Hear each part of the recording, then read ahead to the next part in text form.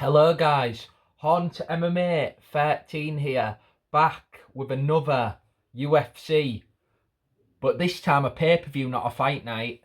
Has to put that in there because we've got a great card here. Prediction, main card, I'm looking forward to this. I think it's probably the second best pay-per-view we've had this year. I know we've only had three, but obviously the dreadful previous pay-per-view we had, 312, we're back on track. We've got some really good fights on this main card. The opener, which I'm about to get into, is actually my second favourite fight on this card because I think this is going to be a lot more competitive than people think. And we're going to start with that now. King Green versus Mauricio One Punch Ruffy. Now, Mauricio Ruffy is really, really flashy. And Bobby Green, in his own way, is flashy. But we're talking different types of flashy, if you know what I mean. And I'll explain that. Bobby Green is more of a pick you apart, piece you up kind of guy. He's going to trash talk you. He's basically like African-American Nate Diaz. You know what I mean? He likes to be like, come on, let me show you something. With his little lisp he has. All these fighters like that seem to have lisps. Nate Diaz, you know what I mean? Bobby Green, they're just goofy, but we love them. And Bobby Green, love him. King, sorry. Got to see him live in Manchester. Wasn't the best night for him. He got absolutely put out cold. But I'm a big fan of King Green. One of my favourite veterans, OGs in the UFC. And this, on the surface, looks like a bad matchup, and I understand why people are saying that. But, and this isn't me just trying to be different here, I really think there are holes that Bobby Green can capitalise on, because going back to my previous point that they're both flashy but in different ways, Mauricio Huffy is explosive. He likes to put everything into shots. Whereas Bobby Green, he'll pick you apart, he'll throw a long jab, he'll sometimes, throw an unorthodox hook. That's how he caught Grant Dawson. Watch that back. Grant Dawson was actually about to go in for a takedown and he got caught with the extension of Bobby's arm and got obviously put down and then put out with ground and pound. Huffy is putting a lot of power into these shots, and I'm telling you, even though Bobby Green isn't the biggest power puncher, all of the people in his career that you've seen him put out and knock out, which he doesn't often get, have been these explosive guys who put everything into it. And I feel like whether it's from a takedown or someone who just really likes to put everything into the shots, if Bobby Green catches you with one of these unorthodox shots that you're not going to see coming, he can stun you and he can put you out because he's got finishing instinct, as we've seen over and over again. Once he gets you down, he usually finishes the job. And I think this match is absolutely fascinating. But having said all that, I think Mauricio Ruffy's got this one. I just think the timing's perfect. Bobby Green's been put out cold twice in the past couple of years. Really badly, full on out, literally, you don't see someone get put unconscious twice like that consecutively normally. He had the Jim Miller victory in between, but I just think it's going to be too much for Bobby at this point. I just think the timing's all wrong for him, and I think the timing's perfect for Mauricio Ruffy. I do think he's slightly overrated at this point. I think just because he's got some of these flashy shots, the no-look uppercut and all this stuff, at top level, you're just not going to land that on these great strikers. The reason I think he's going to land it on Green is just because I think he's shot and I think his speed's gone. And obviously, the first thing to go is speed as a fighter that gets older. And Bobby's never been blessed with power. He can hurt you, as I've previously said, but I just feel like he's going to be too slow and he's not going to have the same kind of venom that he's had in previous fights, even going back to the Grant Dawson fight. And also, even, fights previous to that, years before against people like Ankalaev when he got the knockout.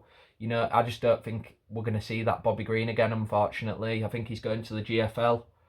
And like I say, he didn't even get knock out Tony Ferguson. Tony Ferguson nearly knocked out Bobby Green in the first round. So you just can't really bank on him to have the chin or the power to win this fight. It's a shootout between two strikers, and one of them's just got a bit more speed and a bit more ferocity. And I think it's going to come down to power. and there's only one winner in that, Mauricio Ruffy. I'm going to go with the second round early. I think it's going to be a first round of them both just feeling each other out, trying to kind of emote on each other. Bobby Green will be like, come on, what you got, kid? Being a bit goofy, you know, like he likes to in every one of his fights. He's going to try and show off for the crowd because it's a pay-per-view. He's going to probably land some good shots, and we're going to be like, Bobby's still got it. First round, it's going to be close. Second round, we're going to be getting comfy in our seats, thinking, oh, we might have a fight here. And then bang, Mauricio Ruffy, he's just going to come in with one of those unorthodox hooks that he throws. The similar one that he landed on James Lantop in the second round when he nearly put him out cold. But I feel like this time Bobby Green's chin is nowhere near a Hermie Longtop, who's got really good durability now. Bobby Green this days, he just ain't got it. So I think second round early, that's where our money is, and I think it's going to be pretty brutal, and it might be the end of Bobby Green's UFC run, unfortunately. Moving on, fight number 2 on the main card. A women's fight, but I think this one's pretty decent. Amanda Lemos versus Yasmin Lucindo. Now, Lucindo in her last fight, he's coming off a split decision over Marina Rodriguez, and that ain't a good look for me. You know, Rodriguez, decent, but nowhere near top level, and she couldn't get the, you know, clear victory in that fight. You know, I think she did win that fight. This wasn't one of those robberies, but it wasn't something that makes you think she's ready for a veteran, and a veteran that's still just on that level where she's not quite over the hill yet. You know, Lemos recently, it wasn't that long ago, she had a performance of the night against Mackenzie Dern, or I think it might have been fight of the night, but it was a really good performance, a unanimous decision. It was really, for a women's fight, you know, a top quality kind of grappling slash stand-up, feel-out kind of fight, you know, but then it got on fire in the second and the third, and it was a decent fight. And she got a really good win there, I felt, because Mackenzie Dern is someone who gets a win. If you over the hill, you're not going to beat a Mackenzie Dern. You know, I'm not saying Mackenzie Dern's the best in the division, but she's someone who, if you're not still there, up there, you're going to get beat, as Angela Hill found out. So I think, you know, Lemos has still got it. She's got a win over Angela Hill not too long ago, what was impressive at the time. Angela Hill's had a bit of a downward spiral since then, but come back with a win recently. So, you know, she's got good wins in the past couple of years. You know, we're not going back, you know, in time to find these wins from Lemos. So she's still got it. And if you're getting a split decision against Marina Rodriguez, and you're not finishing one of the biggest bums in the UFC, which is, I've even got a name here, a nickname in my notes as, sorry about that, I nearly just choked then. Brogan the Bum Walker. She's not getting a finish over Brogan Walker. And I know what you guys are thinking, who the fuck's Brogan Walker? She's that girl who looks a bit like Lauren Murphy, if Lauren Murphy, not Lauren. Lauren Murphy if she had Down syndrome. So it's not good. It's not a good look. And I just think she's not ready for this step up. She's only 23 years of age. And even though Lemos is 37, I think she's still just got it. She's still just about there. She's a really good fighter, as Tom Aspinall would say. Great fighter. I'd love to fight her. And I just think she's got too much still at this point. And also, last point I will make for you people betting at home, I see this being a similar fight to the Mackenzie Dern fight I previously mentioned, because she's a very similar fighter, Lucindo. She's got not the cleanest striking, but can brawl, and she's got good grappling and quite strong. So I can see a similar kind of fight where early people are thinking, you know, Lucindo's doing well, and then she just gets drowned in this fight. That's what I see happening, her just getting drowned over the rounds, and I see a decision for the second, probably.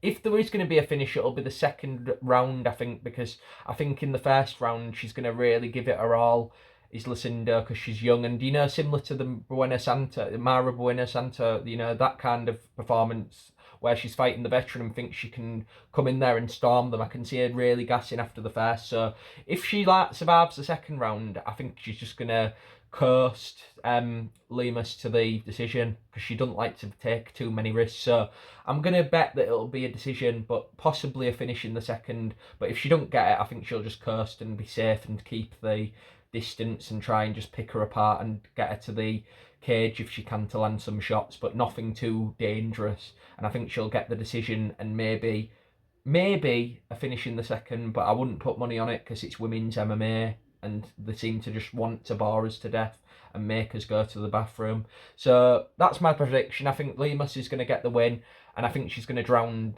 Lucinda. Moving on. Fight number 3 on the main card. Another great lightweight fight. Jalen Turner versus Ignacio Bahamondes. This fight, really, really intriguing to me. Identical height, as everyone likes to say, but something that not many people talked about. Also identical reach, which is quite freaky. So we've got nothing to pick apart in that because they're both stand-up fighters. But one thing you've got to bear in mind, Ignacio Bahamondes is a kickboxer and Jalen Turner's more of a boxer who throws the occasional leg kick. And I feel like something that I hadn't seen in many breakdowns on this fight, I'm talking to you, Luke Thomas, you soy prick, is that Bahamondes is better on the counter. He just is. He's a better counter striker than Jalen Turner. Jalen Turner likes to come forward and use his long arms and like land shots moving forward like on you, and he doesn't like to like step back and hit you with a switch counter often. You never see Jalen Turner throwing like a Sean O'Malley kind of shot where he'll dip and then throw as you're coming in. He likes to really, really put the pressure on, and that's why grapplers in the past have given him trouble, and I think that's why this is in a way a good matchup for him, because Bahamondes definitely is not the grappler in this fight. You know, the grappler is definitely Jalen Turner, and he's actually said in his media day that he's not afraid to use that. But people who put pressure on are the people that really cause trouble for Jalen Turner, and I feel like people who like to stay back and counter are the kind of people he likes, because he likes certain people like Bobby Green, for example, who we talked about previously in the first fight.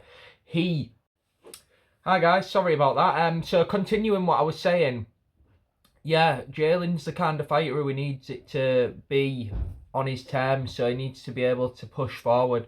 If someone's countering him, so like that's why I bring up Bobby Green, like he's kind of that type of fighter who needs someone who's going to go forward and come at him. So if someone's hanging back for the counter, and like in the Bobby Green fight you saw, he caught him as Bobby was trying to go for that unorthodox hook I mentioned earlier. That's the kind of fighter who Jalen does well against, like a Dan Hooker, another example where he nearly beat Dan Hooker. You know, it was a close split decision.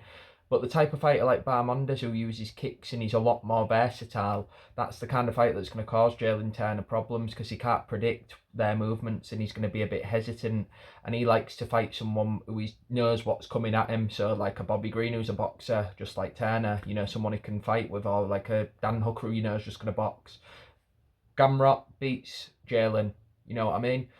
Other performances where he's had people who've took it to him, Dan Hooker beat Jalen. Close fight, but still. Moicano, another fighter who you can't predict because he's got the takedown threat, beat him. And he beat him by just being that more grittier fighter, just like Dan Hooker beat him. So I think this is a bad matchup because he's facing someone who's got more knockout potential, I believe, because he can get you with a head kick, he can get you with a punch, he can get you anywhere. And he's also probably, just in general, the more powerful fighter, I'd say, because Jalen Turner tends to, when he gets a knockout, it's usually someone, like I said just then, who's coming towards, like, for example, Bobby Green in the fight where he was coming in with that hook and he caught him. So Jalen Turner was already ready to catch him with a shot, and Bobby Green just moved into it, and that's how he got KO'd. It wasn't because Jalen Turner just has freakish power. Bahamondes has head kicked people into oblivion before and made them probably never want to fight again, because that spinning cut kick we saw not too long ago against Roosevelt Roberts was one of the most brutal things I've ever seen in UFC. So, and that was, you know, that was someone who was probably not the most durable. So Jalen Turner, you can argue, he's going to be able to stand up to more, but if he gets caught with one of these kicks, if he gets caught with anything remotely meant to cause damage, he's going to be in a lot of trouble, and he's not going to be able to come back and take it. Because if Moicano's knocking you down, I know it come by surprise when he was 10, but if Moicano's ground and pounding you out, what do you think someone who's like a Bahamondes, who when he knocks you down, usually you don't even get a chance to get ground and pounded because you're out. So I think it's going to be Bahamondes for the win here. I do think it's going to be a third round finish. I think he's going to probably get it due to a strike to the body. Because Jalen Turner, that's another thing and we haven't mentioned, struggles at the weight a lot more than Bahamondes, even though they're both the same dimensions. Jalen Turner's missed weight, I think 3 times, and I think Bahamondes missed it once, and it was a long time ago. So I think there's going to be a body shot related injury that happens in this fight from a kick. Like I said, Jalen Turner's got 2 things to think about. Bahamondes, just the hands. Possibly the wrestling, as I said previously, though. Jalen Turner, as I said in the media day. But I think it's going to be too hard, because if Trey Ogden can't take Bahamondes down, I don't think Jalen Turner's going to have much luck.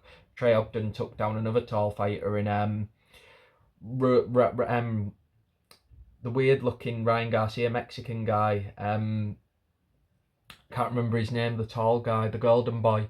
He took him down, and if he can take him down, but he can't take down Bahamondes, that shows you that he's got high-level takedown defence. So I think Jalen Turner's going to struggle here, and I think it's going to be a victory for Ignacio Bahamondes in the 3rd round. And it was Daniel Zellhuber I was thinking about, another fighter who just uses the hands. Bahamondes is special, man. He's got kicks, hands, and he's got good takedown defence, and he's the more aggressive fighter.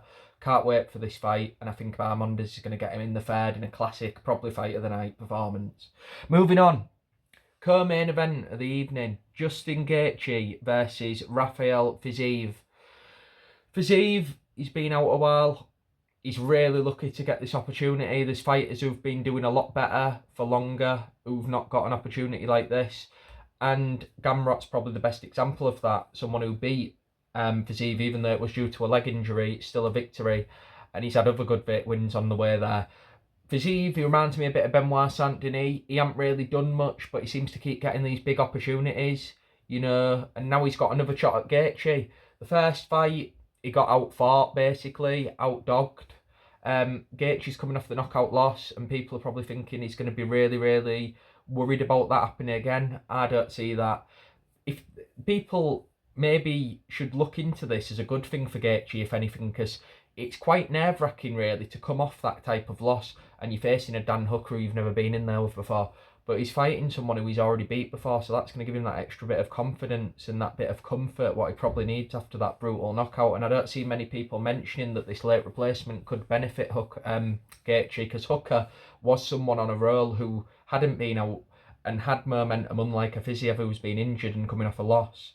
So 2 losses. So I really think this is late replacement is going to benefit Gaethje, and I think he's going to get the win here. I'm more confident in him getting the win with this than I was with his previous opponent, and I think the late replacement is going to benefit Gaethje here.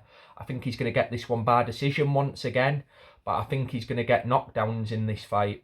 I think he's going to knock down Fiziev in the first, because he's going to be rusty, and he's going to be very, very cautious because he's not had the time to prepare, and he's going to catch him off guard, I think.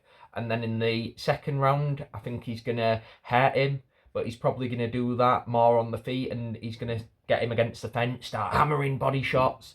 And I think Fiziev's going to survive because he's got really good fence and clinch work, so he'll clinch up and throw some elbows and survive because he's good in them fence scenarios. And I think it's going to be the 3rd round, Gaethje just out-dogging him like he did in the first fight. But I think this is going to be a clearer win, no controversy because of the knockdown.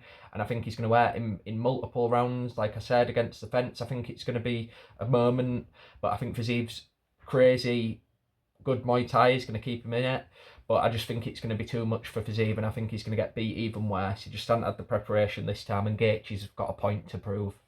Moving on to the main event, what we're all here for. The main event of the evening.